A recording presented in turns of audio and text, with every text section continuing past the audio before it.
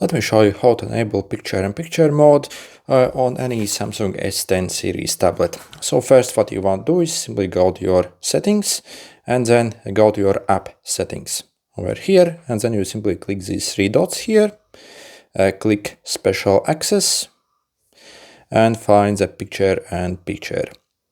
And over here you simply want to find the app you want to enable the picture-in-picture mode. For example, let's say YouTube, so make sure to enable it over here and then you can use it.